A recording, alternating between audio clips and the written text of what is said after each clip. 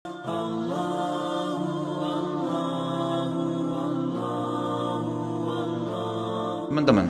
banyak di antara kita yang masih belum memahami bobotnya Allah Subhanahu wa taala. Allah ini teman-teman adalah pencipta yang menciptakan semuanya, semuanya yang dijangkau atau tidak dijangkau oleh mata kita di langit sana, di bumi ini, di kedalaman lautan. Bahkan Allah memperkenalkan dirinya dalam sebuah ayat yang sangat mulia. A'udzubillahi minasyaitonirrajim. Wa ma tasqutu min waraqatin illa ya'lamuha wa la habbatin fi dhulumatil ardi wa la radbin wa la yabisin illa fi kitabim mubin. Tidak ada selembar daun yang jatuh dari sebuah pohon kecuali dia tahu, Allah tahu dari pohon mana, berapa kali dia tersentak, kemudian dia jatuh di sisi mana di tanah. Allah semua sudah tahu kapan dia jatuh, kapan daun itu tumbuh. Dan tidak ada biji yang basah ataupun kering di dalam bumi kecuali Allah sudah catat semuanya di Lauhil Mahfuz. Allah itu latif, lembut dan mengetahui segala sesuatunya. Basir, ya, atas melihat semua segala satunya. Allah Maha Kuasa. Makanya tingkat tertinggi dalam iman, dalam agama kita adalah setelah Islam, kalau dia cuma kerjakan rukun Islam saja namanya Muslim.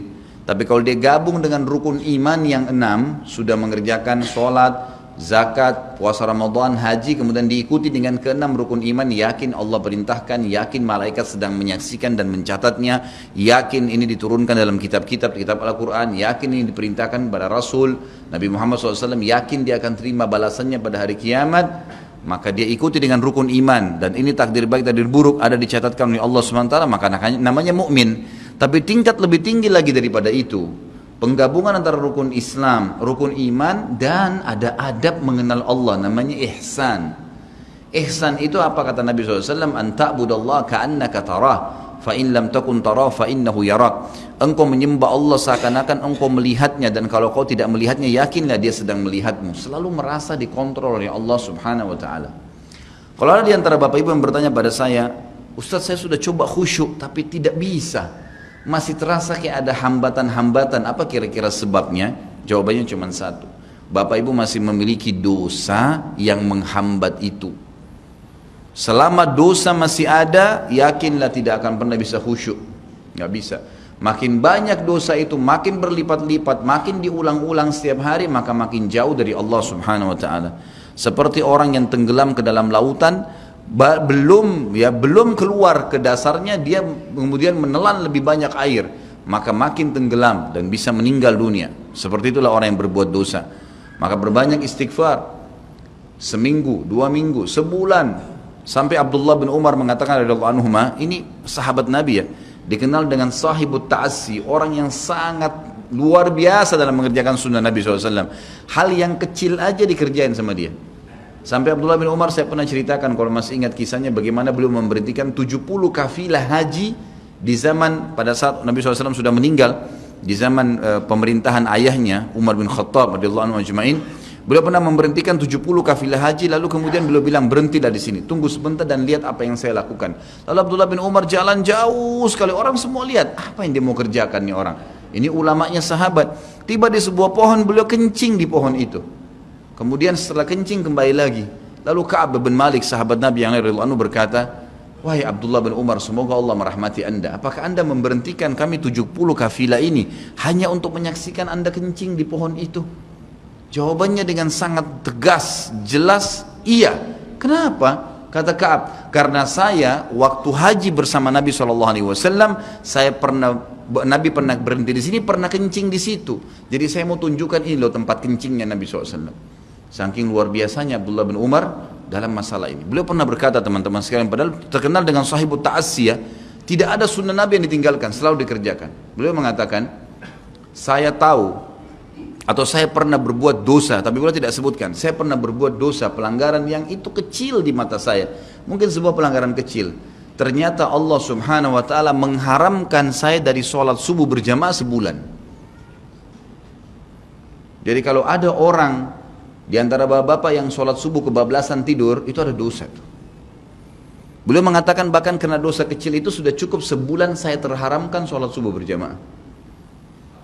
Ada di antara mereka yang mengatakan juga, di antara para sahabat dan ulama tabi'in, saya gabungkan perkataan-perkataan mereka, banyak di antara mereka yang mengatakan, dan hampir sama semuanya.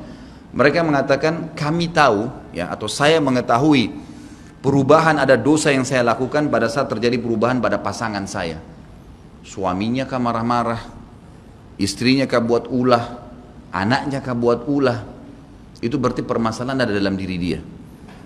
Mereka mengatakan, saya tahu ada kesalahan dosa yang saya kerjakan dengan Allah Azza wa Jal pada saat terjadi perubahan di pasangan hidup saya, anak-anak saya dan tunggangan saya. Kuda mau dinaikin jadi masalah, kita mau starter mobil pagi, mati mesinnya. Ada saja masalah. Itu berarti ada kendala-kendala berhubungan dengan masalah dosa. Lihat bagaimana pekahnya mereka menjaga hubungan dengan Allah Azza wa Jalla. Seseorang di antara mereka seperti hadis Nabi SAW yang berbunyi, orang mukmin kalau berbuat dosa kecil saja, maka dia akan melihat seperti sebuah gunung yang berat di punggungnya. Sementara orang munafik kalau dia berbuat dosa besar, dia hanya melihat seperti seekor lalat yang hinggap di hidungnya lalu diusir seperti ini.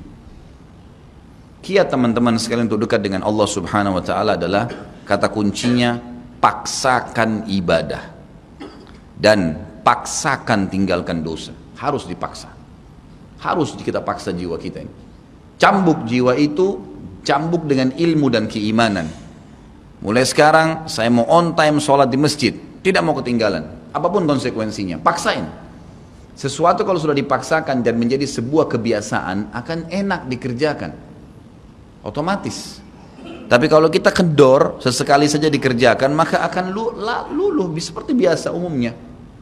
Begitu pula dengan dosa, paksain diri untuk tinggalkan. Lihat yang haram, turunkan pandangan. Mau beli sesuatu, tahan tangan itu supaya tidak beli. Paksa, nggak ada masalah kok. Tangan kita nggak putus kalau kita nggak beli DVD film yang tidak benar misalnya. Nggak masalah kok, kuping kita nggak copot kalau kita nggak dengar musik misalnya. Alihkan ke Al-Quran, syaitan goda, lawan. Jangan terus-menerus kendor, imannya seperti kerupuk. Sedikit diramas sudah hancur, ini jangan. Sampai kapan Bapak Ibu mau terus berlale-lale dalam jauh dari Allah SWT? Sementara iman itu levelnya sangat jauh. Makin kental, maka makin terus, sampai para ulama mengatakan kenikmatan iman akan terus dirasakan oleh seorang hamba selama dia terus mendeteksi dirinya dan juga dia berusaha bermuhasabah setiap detiknya. Ini sudah ketaatan bukan? Ini sudah ketaatan bukan? Ada kemaksiatan ditolak sama dia. Harus begitu. Dan harus kita mulai dengan diri kita sendiri dengan cara memaksanya. Gak bisa enggak. Kita kalau nggak paksa nggak mungkin. Harus Bapak Ibu sekalian. Orang lain telepon nanti kita atau lihat perubahan, kamu alimnya, ingat majelis ilmu seperti ini Bapak Ibu sekalian. Saya sering ulangi kalimat ini. Saya nggak datang jauh-jauh dari rumah saya ke sini untuk menghibur Bapak Ibu cerita dongeng atau hibur Bapak Ibu duduk sini sejam 2 jam. Ini bukan. Ini kita sedang bahas wahyu. Wahyu ini penyampaian dari Tuhan Allah pencipta langit dan bumi untuk membawa pada perubahan. Kalau Anda hadir di majelis ilmu dan Anda pulang setelahnya terasa, ya kenapa ya saya kayak merasa ada beban nih, kayak saya merasa bersalah, kadang-kadang kita menangis. Itu semua peringatan dari Allah Subhanahu wa taala. Ambil, oh ini berarti kebaikan. Itu kebaikan. Karena Allah mau dengan perasaan itu kita berubah. Ada perasaan untuk berbuat dosa jadi takut karena sudah ada di pengajian, itu tanda keimanan. Termotivasi untuk mengerjakan ibadah, hadir lagi di majelis, iya. Begitu teman-teman lihat kamu alim ya sekarang, iya alhamdulillah, saya sangat bersyukur sama Allah. Jangan malu ucapin itu. Alhamdulillah saya berubah, saya merasa luar biasa, saya bersyukur sama Allah karena Allah masih bisa berikan keselamatan saya sebelum saya meninggal. Mudah-mudahan kamu juga bisa rasain ya keimanan saya. Motivasi dia supaya dia mau ikut. Ini enggak. Kamu sekarang alim ya, masa pakai jilbab begitu? Kenapa kamu pelihara jenggot? Masa azan harus selalu ke masjid? Kemudian, oh iya ya, udah sini aja sholat sama saya. Kendor, sholat di rumah. Kendor, ganti lagi kembali jilbabnya jilbab gaul dan seterusnya. Ini sampai kapan kita mau tergoda nih kira-kira? Waktu terus berjalan. Ingat, setiap peluang ibadah, Bapak Ibu sekalian ingat, Allah peringatkan Anda dan saya seperti cuma ini, penyampaian. Dan kita yang mengubah diri kita. Tidak mungkin saya mengontrol Anda satu-satu di rumah Anda, atau tidak mungkin Allah Subhanahu wa taala menurunkan tangan dari langit. Tetapi Allah Subhanahu wa taala memberikan kepada kita penyampaian dan berikan hati nurani untuk bisa menyentuh hati nurani kita agar kita melakukan, ya, mengerjakannya. Harusnya begitu. Jangan pernah malu untuk berubah menjadi orang lebih baik. Yang malu itu kalau kita menjadi orang lebih buruk. Ingat, peluang-peluang ibadah yang Anda sudah sia-siakan, wallahi Bapak Ibu sekalian, demi Allah Anda akan sesali nanti. Di hari kiamat nyesal, ya Allah, kenapa dulu saya nggak puasa Senin itu ya?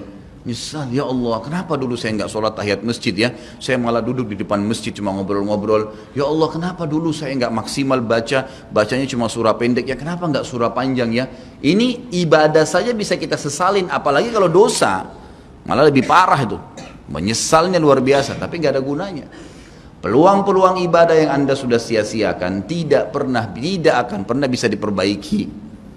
Nggak bisa. Ini tadi kalau ada orang tidak ikut sholat sama kita berjamaah maghrib misalnya, kemudian mereka ikut di pengajian lalu merasa tersentuh, coba ya saya ikut dari awal ya, memang betul penyesalan bagus, tapi sudah dicatat dan tidak akan pernah berubah di buku amal. Pada hari itu, jam itu, sholat itu telat, pahalanya beda dengan orang yang awal waktu. Apa yang membuat dia telat? Ya dia sendiri, konsekuensinya. Jangan gitu. Makanya motivasi Nabi SAW sangat banyak untuk mengerjakan sholat di awal waktunya, motivasi untuk di saf pertama, motivasi untuk tidak ketinggalan takbiratul ihram pertama imam, semuanya itu untuk menjaga hubungan dengan Allah Azza wa Jalla. Jadi untuk dekat dengan Allah harus memaksakan diri dalam ibadah dan harus memaksakan diri untuk meninggalkan dosa. Bagaimana tangganya untuk sampai ke sana? Ilmu, majlis ilmu. Hadir di majelis ilmu seperti ini Bapak Ibu sekalian, saya bukan mengatakan karena saya menyampaikan, siapa saja di antara teman-teman dai yang sampaikan, semoga Allah ikhlaskan niat kita semua, itu harus dihadiri, harus. Hadiri majelis ilmu akan mengubah kita. Kalau tidak, dengar, bawa Walkman, bawa headset, bisa dengar di HP kita. Sekarang bisa daripada kita nonton, orang banyak habisin pulsanya hanya nonton YouTube hal-hal yang tidak ada manfaatnya. Nonton ceramah tuh, dengarin. Sambil belanja, sambil macet di jalan, pasang headset di kuping, kemudian kita dengarin ceramah-ceramah itu. Tambah ilmu dengan ilmu, tidak ada kata cukup. Kata para ulama salaf, ilmu itu, ilmu syar'i yang merupakan tangga membawa kita kepada hubungan dengan Allah yang sangat baik, karena dengan keimanan akan muncul, iman akan muncul dengan ilmu itu, ya dia akan memberikan setengah hidupnya dengan cara kita membayar dia dengan seluruh hidup kita. Nggak bisa. Seminggu sekali itu nggak cukup. Apalagi ada orang sebulan sekali, apalagi ada orang cuman kalau lagi ada waktu lowong, ini nggak bisa. Kita sibuk Bapak Ibu sekalian memberikan makan tubuh kita, makan makanan, minum macam-macam variasi, betul untuk fisiknya sehat, tapi ruhnya kurus, kerempeng, sakit, itu luar biasa. Tapi kalau kita balik, fisik kita yang biasa cukup kenyang sudah, tapi ruh kita berikan kesehatan yang luar biasa. Orang kalau ruhnya yang sehat Bapak Ibu sekalian, semuanya jadi kecil buat dia. Julaibib radhiyallahu anhu sahabat Nabi itu, saking kecilnya badannya itu sampai diangkat oleh Nabi SAW dengan satu telapak tangan karena kecilnya badannya. Tapi di perang ya Uhud dia bisa membunuh 7 orang kafir. Tidak ada hubungannya dengan kecil badannya, tapi ruhnya kuat, besar. Waktu Nabi SAW balik dari perang Uhud dan terkalahkan oleh orang-orang kafir Quraisy dengan hikmah Allah Subhanahu wa taala, semua sahabat waktu itu mati syahid 70 orang di Uhud, sisa 630 orang bersama Nabi SAW, semuanya terluka, dan minimal luka sahabat waktu itu minimal 7 luka, sabetan pedang, hantaman tombak, sobekan, pokoknya luka semua sahabat. Sampai ada sahabat sudah nggak bisa jalan karena kakinya sobek, punggungnya sobek, dinaikin di kuda, tiba di rumah tinggal dibaringin. Lihat bagaimana para sahabat mengetahui bagaimana hubungannya dengan Allah Subhanahu wa taala dengan ilmu yang sudah tertanam yang Nabi SAW tanamkan dalam hati mereka, bisa mengubah segala sesuatu. Subhanallah, tiba pulang menjelang maghrib ke kota Madinah, istirahatlah para sahabat ini, mereka lagi obatin obat luka mereka. Nabi SAW dapat wahyu menyuruh Nabi SAW dan para sahabat keluar mengejar Quraisy. Quraisy ini jumlahnya waktu itu ya 1.000 orang, 3.000 orang pasukan Quraisy, yang terbunuh cuma sekian belas saja mereka. Dan mereka sudah merasa bangga dan pulang ke kota Madinah, pulang meninggalkan Madinah, karena Uhud itu dekat Madinah. Kemudian mereka bangga dengan itu. Keesokan paginya habis sholat subuh kata Nabi SAW, wahai sahabat-sahabatku, Allah Azza wa Jalla memerintahkan kita untuk mengejar Quraisy. Maka pulanglah masing-masing kalian di suku kalian, lalu motivasi siapapun yang ikut kemarin di Uhud, semua, mau sakit, mau enggak, mau luka, mau enggak, tapi ini luka semua nih, minimal punya 7 luka, ya. Kita kadang-kadang mungkin kuku kita kecabut aja sudah susah ke masjid. Ini sabetan pedang, sobek, rusak semua tubuh mereka. Dikatakan dalam riwayat sampai para sahabat ada yang tidak bisa ngomong karena sudah kesakitan yang luar biasa. Kata Nabi SAW, semua yang ikut di Uhud kemarin keluar lagi. 630 orang semua harus keluar. Bagaimana caranya? Pokoknya ngumpul keluar, perintah Allah. Coba bayangin, kita kadang-kadang habis olahraga saja capek, diajak keluar sama istri atau diajak keluar sama suami, kita sudah nggak mau keluar. Capek biasa olahraga, atau mungkin penat, capek duduk di kantor mau istirahat. Ini habis perang, badannya disabet-sabet, diajak berperang lagi nih. Apa yang terjadi teman-teman sekalian? Pulanglah pimpinan-pimpinan suku sahabat ini, dimulai dengan Sa'ad bin Mu'adz radhiyallahu anhu, sahabat Nabi yang mulia. Luar biasa ini. Orang ini pada saat meninggal, kata Nabi SAW, goncang arsy-Nya Allah dengan meninggalnya Sa'ad. Saat pulang ke kaumnya lalu berkata, wahai kaumku, sesungguhnya Nabi SAW menyuruh kalian untuk kembali menyerang Quraisy. Pada saat itu mereka lagi kumpul saling ngobatin luka. Dan di depan mereka yang saling ngobatin luka itu adalah Usaid bin Khudair, sahabat Nabi yang mulia. Ini sahabat Nabi yang satu dari Aus ini, kalau membaca Al-Quran malaikat turun dari langit dengarin bacaannya. Luar biasa. Lagi ngobatin lukanya sambil dia berkata, waktu dikatakan Nabi SAW menyuruh kalian mengejar Quraisy, kata Usaid bin Khudair lagi ngobatin lukanya, sami'na wa ata'na, kami dengar dan kami patuh, ditinggalin lukanya. Lalu seluruh suku itu saling nopang satu sama yang lain, mendatangi masjid Nabi SAW untuk ikut berperang lagi. Nggak ada satupun yang tinggal. Ada yang luar biasa, saya terus terang nangis waktu dengar kisah itu, luar biasa. 2 orang anak muda Ansar, saya setiap kenang kisah ini selalu nangis, nggak bisa tahan karena luar biasa.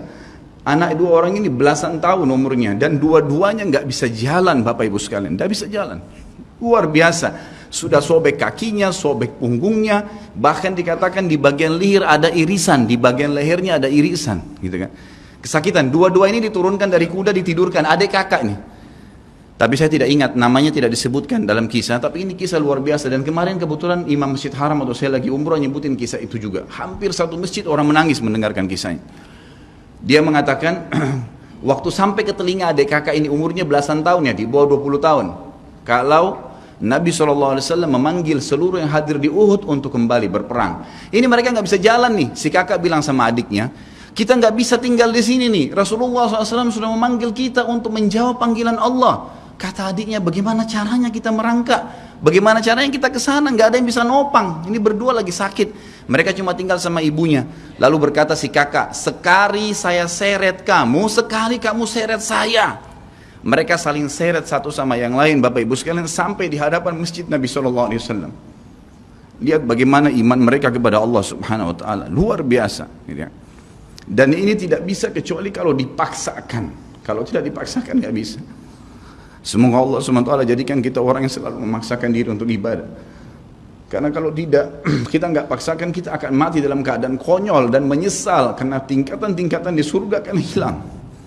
Percuma. Gitu. Baik, saya bacakan pasal kedua. Adab terhadap Allah Subhanahu Wa Taala. Seorang muslim hendaknya melihat segala sesuatu yang telah diberikan Allah kepadanya dengan tiada terhingga, yakni berupa kenikmatan yang tak terhitung. Terlindungnya dia pada saat menempel di dalam rahim ibunya, ketika berupa nutfah atau air mani, menentukan perjalanan hidupnya hingga hari bertemu dengan Rabb-Nya Allah Azza wa Jal. Hendaknya ia bersyukur kepada Allah atas nikmat itu dengan lisannya, yakni memuji dan menyanjung Allah secara semestinya. Juga bersyukur kepada Allah dengan anggota badan, dengan cara menggunakannya di dalam ketaatan kepada Allah Subhanahu Wa Taala. Karena mengingkari nikmat, tidak mengakui kelebihan yang diberikan Allah, mengingkarinya beserta kebaikannya, bukanlah termasuk adab kepada Allah.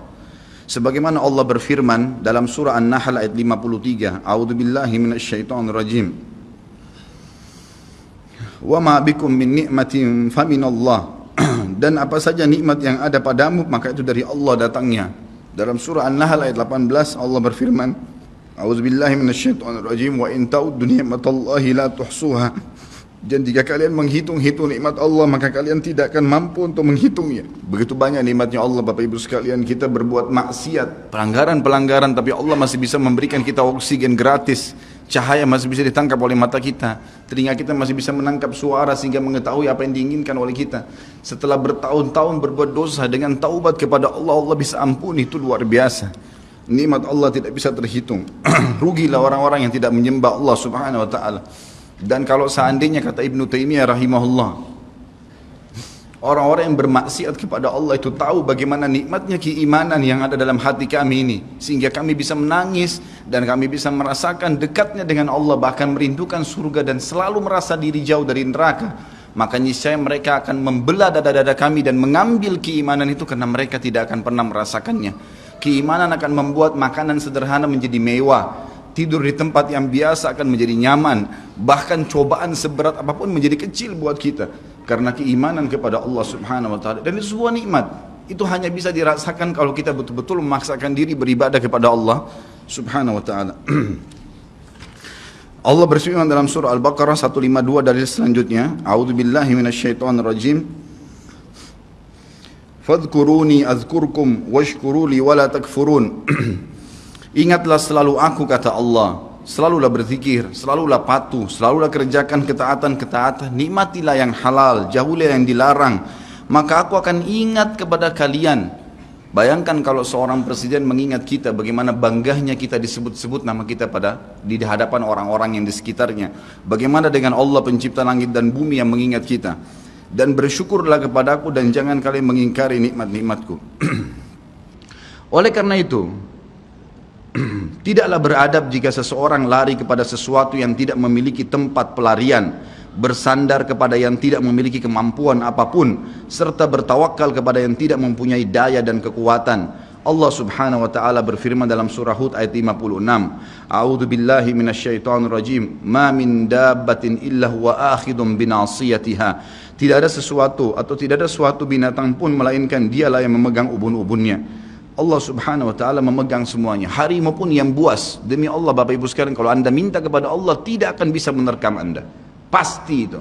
Api pun tidak membakar Nabi Ibrahim alaihissalam karena memohon kepada Tuhannya api itu.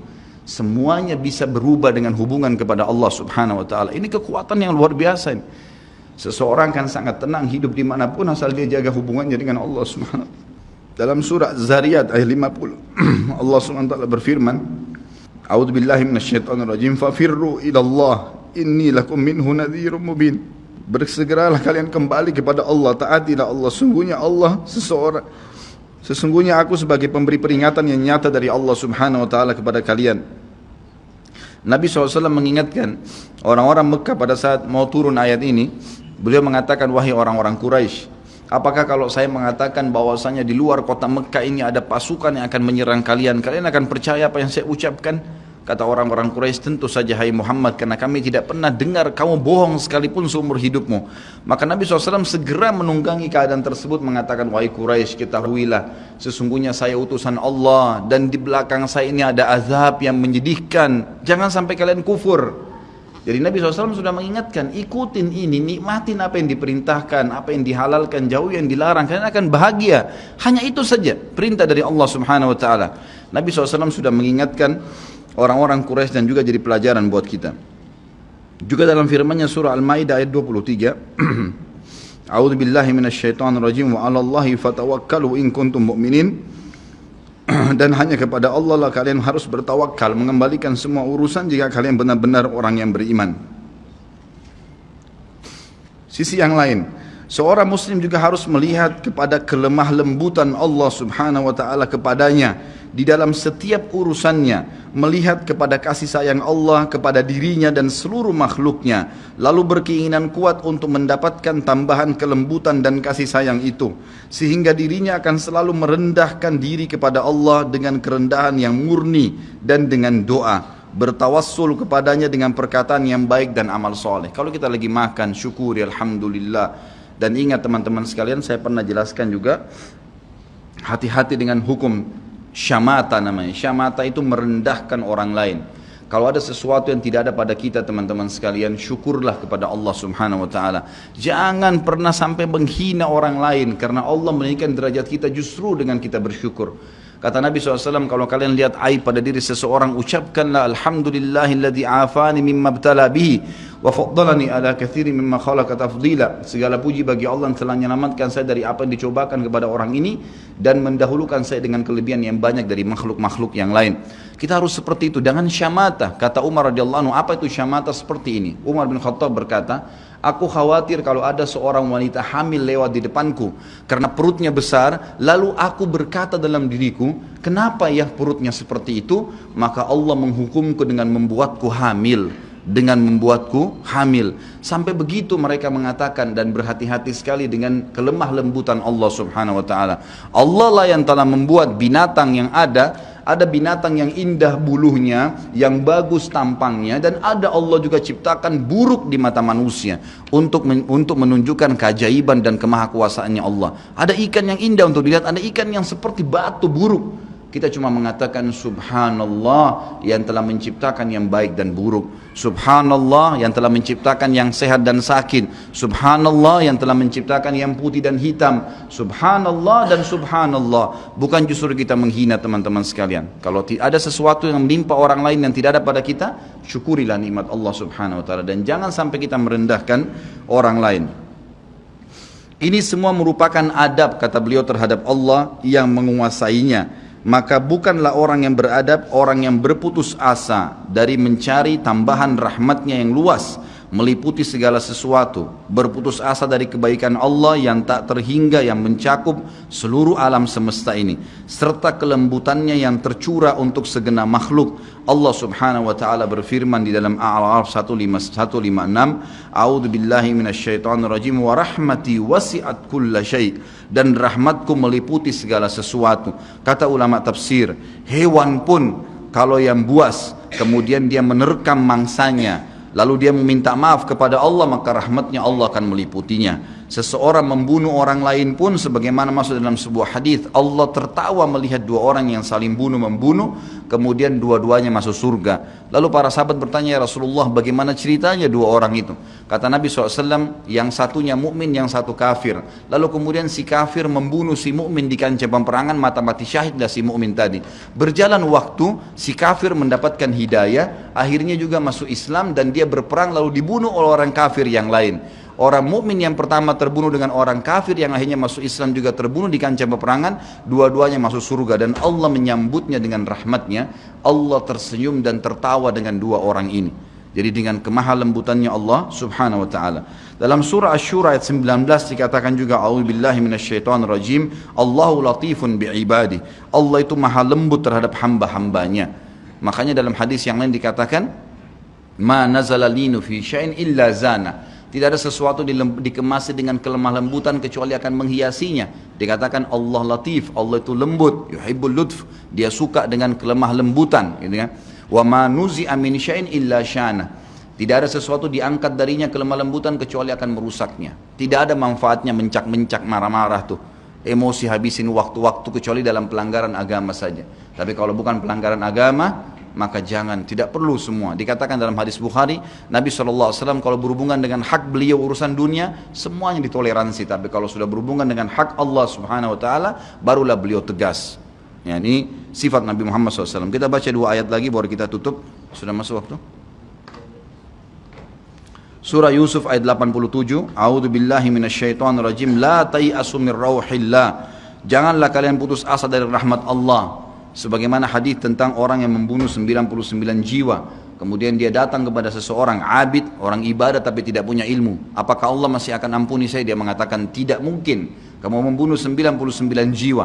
Lalu kemudian dia membunuh orang itu, kata Nabi SAW, digenapkan 100. Kemudian dia menemui seorang yang alim, lalu dia bertanya, apakah Allah masih ampuni saya dengan 100 orang yang sudah saya bunuh? Maka kata Nabi, kata orang tersebut, tentu saja. Allah rahmatnya telah meliputi segala satunya. Allah akan terima taubatmu. Maka dia bertaubat.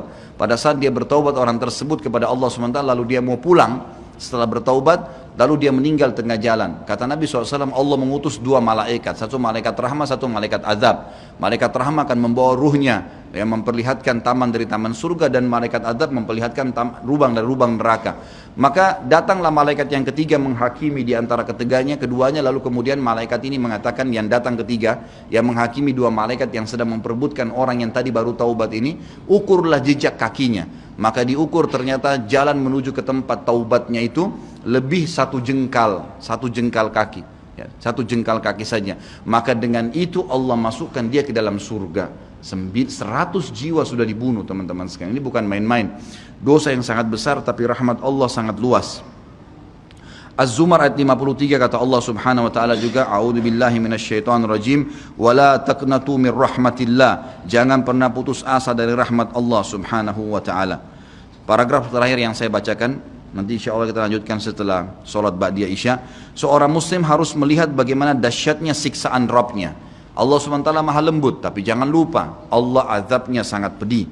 Seorang muslim harus melihat bagaimana dahsyatnya siksaan Rabbnya, kerasnya azab dan kecepatan hisapnya. Kalau datang seketika, gitu kan? Dan tidak ada yang bisa bendung, sehingga dia bertakwa atau takut kepadanya, menjaga diri terhadapnya, serta meninggalkan segala kemaksiatan. Maka ini pun merupakan bentuk adab kepada Allah, sehingga tidaklah seseorang itu beradab menurut orang-orang yang berakal apabila ia menentang Allah dan berlaku aniaya atau zalim. Padahal ia seorang hamba yang lemah, namun justru menentang Rabb yang maha perkasa lagi maha kuasa, maha kuat lagi maha perkasa. Dan Allah berfirman dalam surah Ar-Ra'd ayat 11, A'udzu billahi minasyaitonir rajim, wa idza aradallahu biqaumin su'an fala maraddalah wa ma lahum min dunihi min wal. Dan apabila Allah menghendaki keburukan terhadap satu kaum, maka tidak akan pernah ada yang bisa menolaknya, dan sekali-kali tidak ada pelindung bagi mereka selain Dia. Kalau Allah sudah mau hancurkan, maka tidak akan pernah ada yang bisa membendung. Juga dikatakan dalam surah Al-Buruj ayat 12, A'udzu billahi minasyaitonir rajim, inna batsya rabbika lasyadid. Sesungguhnya azab Rabbmu benar-benar keras. Jadi teman-teman, jangan tantang Allah. Kalau anda buat dosa, lindungi, tutupilah dan bertaubat kepada Allah. Jangan tantang, nggak mungkin lah, masa Allah haramin, ya sudah diolok-olok orang yang berbuat ketaatan, ini berbahaya. Karena kalau datang azabnya Allah, Bapak Ibu sekalian, menyakitkan sekali, sangat luar biasa.